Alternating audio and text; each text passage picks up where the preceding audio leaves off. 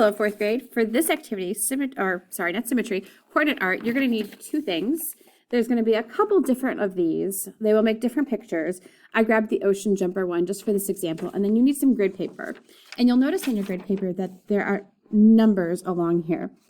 This line here is our x-axis, and we have 0, and then these little gray lines are 1, 2, 3, 4, and there's a 5, 6, 7, 8, 9, 10, and it goes on.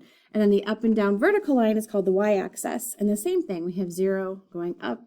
And then you'll notice there are some negative numbers as well. So if I go left on the x-axis, then I'm counting backwards. So I'll have 0, -1, -2, -3, -4, -5, and so on. And then when I go down on the y-axis, those are negative numbers as well. On here, you're going to have all of these pairs of numbers, because a pair of numbers will make one coordinate, one dot on this graph. So my first number is 0, 16. So 16 is a positive number. And you're going to notice on here, it says x, y. The x is always the first number in the pair. So 0 means I don't go anywhere. That's right in the middle. And then 16 for y. Y is up and down. And that's positive 16. So I'm going to count up 16 lines and make a dot. 0, 16. Then I'm going to put a little check mark in my box so that I know I have that one done. My next number is -2, 16. So on my x-axis, going left to right, I'm going to go backwards, 1, 2, and then I have to go up 16 because it's a positive 16. So 1, 2, 16. So now I have two dots. I have a 0 right on the axis and then 2 just to the left. Put an X or a check mark there. Now my next box, -5, 15.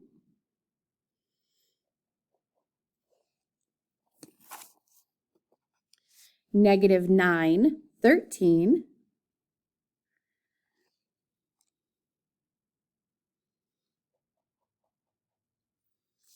-13, 9.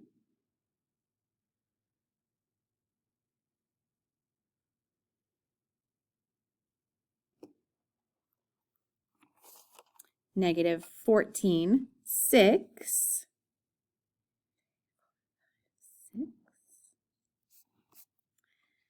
-14, 4.